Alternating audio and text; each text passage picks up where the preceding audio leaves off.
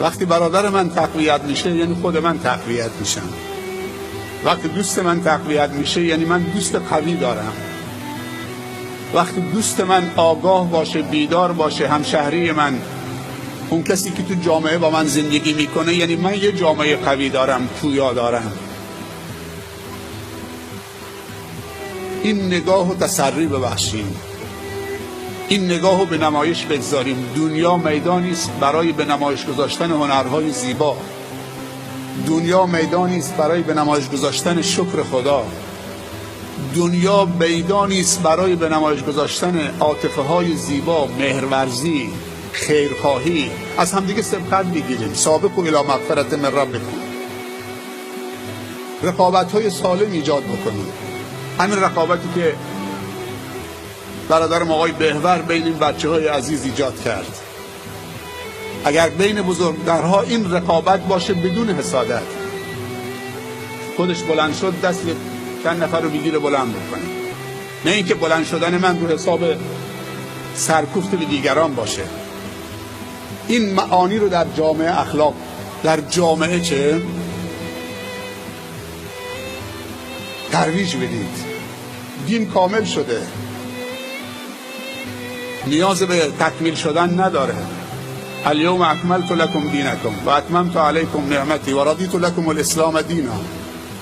دین نیاز به تکمیل نداره، دین نیاز به نشر داره. قواعد زندگی، فرمولهای زندگی از تو لابلای مصحف در بیاریم و عملی بکنیم و میدانیش بکنیم، پیادش بکنیم. قرآن‌های متحرکی باشیم که روی زمین داریم راه میریم.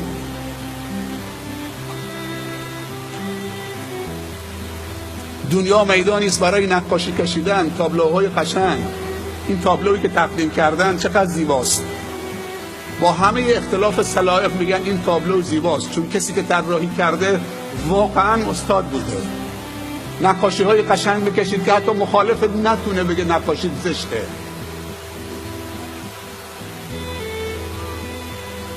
تابلوهای زیبا بکشید. فرصت خیلی زیاده برای انسان. بهترین مقطع عمر انسان از 20 تا 50 ساله. از تولد تا 20 سالگی باید برات هزینه بکنن، مصرف کننده هستی. از 50 به بالا هم باید برات هزینه بکنن، مصرف کننده هستید. این 20 تا 50 عمر تولید انسانه. دوتا مصرف کننده هستید. مقطع تولیدت این 30 ساله. واقعا تولید کننده باش. ایده های خوب، افکار خوب، طرح و برنامه خوب. کسی که هدف نداره برنامه نداره. کسی که برنامه نداره تلاش نداره. کسی که اهدافش کوچکه، گامهاش هم کوچکه، قدمهاش هم کوچکه. خودتون رو کوچک نکنید در این روستای حسینه. درست حسینه است، حسینه حسنی نباشه که مانع بزرگ شدن شما باشه.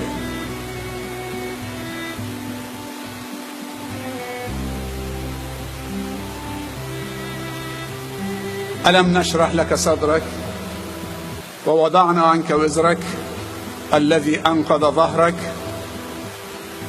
به این آیات توجه کردید؟ اعوذ بالله من الشیطان الرجیم بسم الله الرحمن الرحیم. الم نشرح لك صدرك.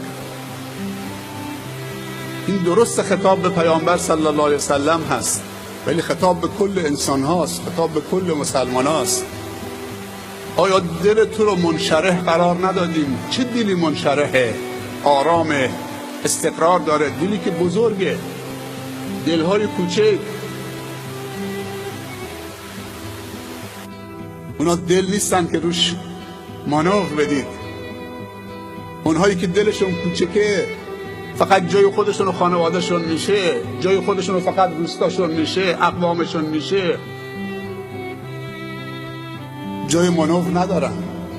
دو چیز ساحل نداره، پایانی نداره. یکی دل انسانه، و یکی اقیانوس علم. امام شافعی رحمت الله علیه میگه کلم ازددت علما ازداد علمی به جهلی. هرچی علم بیشتر خوندم علمم به نادانی خودم بیشتر شد. علم دنیایی است، اقیانوسی است که ساحل نداره. دل انسان شاید این مسجد ظرفیتش برای 500 نفر باشه، سالونی که توش بودیم برای 100 نفر باشه، اما دل انسان برای 1 میلیارد 2 میلیارد 10 میلیارد بازم چه احساس نفس تنگی، فشار تو سینه نمی کنید. دلتو بزرگ کن. 3 چیز نشانه انشراح صدره. الم نشرح لک صدرک. اگه میخوای این آیه شامل تو باشه، علما میگن 3 چیز عامل انشراح صدره. یکی صبور بودن. صبورید؟ استقامت دارید؟ انسان چند چیز داره. یکی استطاعته، این توان عادیه. 2 طاقته، قبلش توان عادی، بعدش استطاعت، بعدش طاقت، بعدش فوق طاقت. خداوند فوق طاقت رو تکلیف نمیکنه. اون چیزی که فوق طاقت ماست خدا از ما نمیخواد. اما طاقت وقتی داریم باید طاقت به نمایش بذاریم. اگر نیازی به طاقت نیست استطاعت به نمایش بذاریم. اگر جای روند طبیعیه همون توان طبیعی رو به نمایش بذاریم. اما بعضی انسان ها کمتر از روال طبیعی هم. خیلی عجیبه. اگه اشتباه نکنم تو پارسیان یه تبریک سال جدیدم گفتم. ما در سال جدید خورشیدی 98 هستیم. بیایید یک روز رو 365 بار تکرار نکنیم. یه وقتی یه نفر هست که 1 سالش 1 نواخت میگذره. یه وقتی یه نفر هست 2 سالش، 5 سالش، 6 سالش، 10 سالش. یه وقتی هست یه نفر از خدا عمر گرفته، مسلمان زاده هست، الان 90 سالشه، حمدش از رو نمیتونه بکنه. این چه توسعه پیدا کرده؟ بچه‌های کوچکمون تو سن 7 سالگی 6 سالگی حافظ قرآن میتونن بشن. این اگه تو سن 6 سالگی 7 سالگی حافظ کل قرآن بشه، همینجور رشد بکنه، مواظبش باشی، بهش توجه بکنید، تا وقتی 70-80 سالش میشه. بعضی انسان ها، ما یک دکتر فا عبدالرحیم داشتیم، هندی بود، تو دانشگاه مدینه قسمت شعبه لغت عربی، 7 تا زبان بلد بود، چند تا دکترا داشت، هندی بود.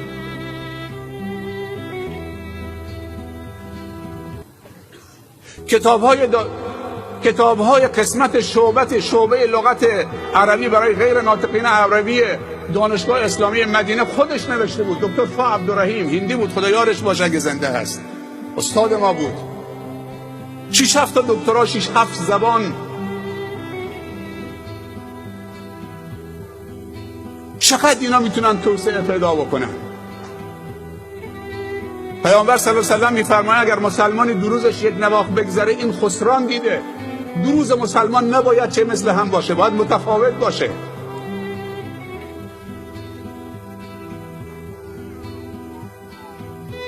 چرا حاضر نیستیم روزهامون رو با تولیدات خوبمون یه روز جدیدی متفاوتی رقم بزنیم؟ بعضی انسان ها برای خودشون هم حرفی برای گفتن ندارن. وقتی نگاه آینه میکنن، روبروی آینه میستن، حرفی ندارن، مجبورن تو آینه هم نگاه نکنن، سرشون بندازن پایین. اما بعضی برای جامعه کوچک خودشون، بعضی برای شهرستان خودشون، بعضی برای استان خودشون، بعضی برای کشورشون، بعضی برای بشریت، دنیا حرفی برای گفتن دارن.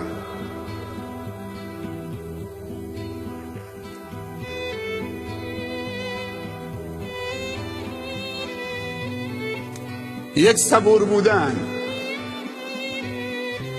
کسانی که کم طاقت و بی‌حوصله و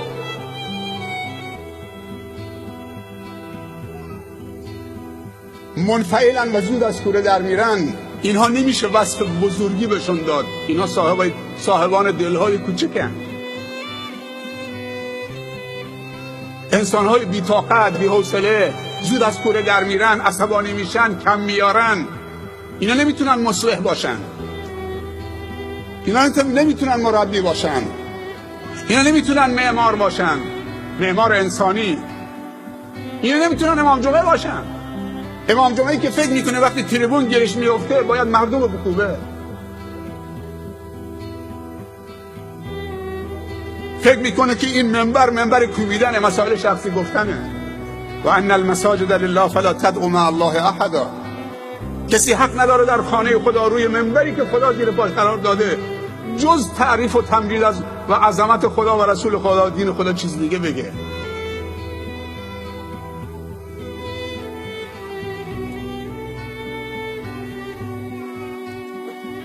قرآن دستورالعمل زندگی است.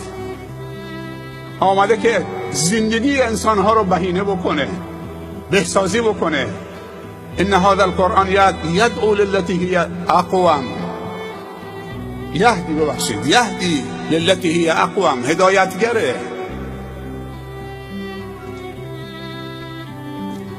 پس اولین نشانه انشراح صدر و دل بزرگ اینه که تو صبور باشید.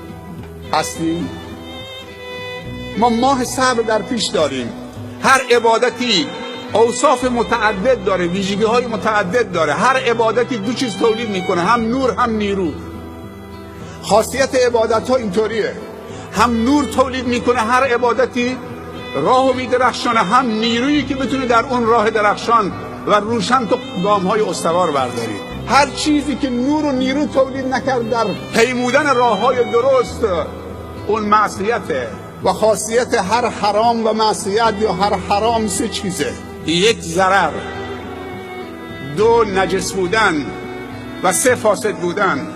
هیچ حرامی در اسلام حرام نیست و معصیت نیست مگر این که یا هر ستا داره یا یکی از این ستا داره. و هر چیزی که به 5 چیز انسان ضرر برساند در همه ادیان آسمانی ممنوعه: ضرر به عقل، ضرر به حیثیت و شرف و آبرو، ضرر به مال، ضرر به دین، ضرر به نسل. بر این قاعده ها شما زندگیتون رو تا وقتی سوال میکنن کلیون چیه؟ حکمش چیه؟ سیگار حکمش چیه؟ حرامه؟ تنباکو حکمش چیه؟ حرامه؟ عرضه بکنید بر این 5 تا ضرر. نگاه بکنید نجاست داره؟ نه نجاست نداره. یه برگ درخته، برگ یه بوته‌ایه. اگه تو جیبت هم باشه این برگ، نماز بخونید چه رو سجدگاهت هم بیفته، نمازت باطل نیست، نجس نیست. آیا هر چیزی که نجس نیست حرام نیست؟ فساد داره یا نداره؟ اگر فساد نداره ضرر داره یا نداره؟ ضرر به عقل میرسونه یا نمیرسونه؟ ضرر به دین میرسونه یا نمیرسونه؟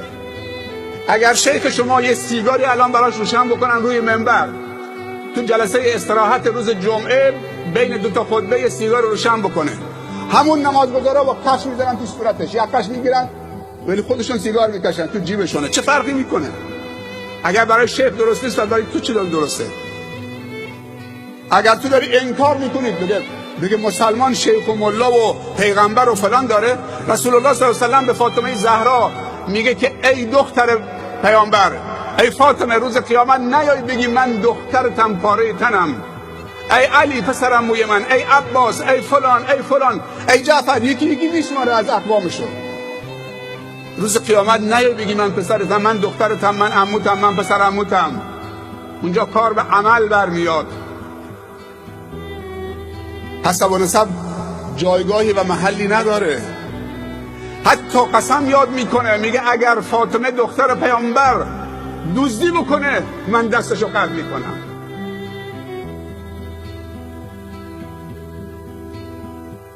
کاری نداره به شیخ و ملا و سید.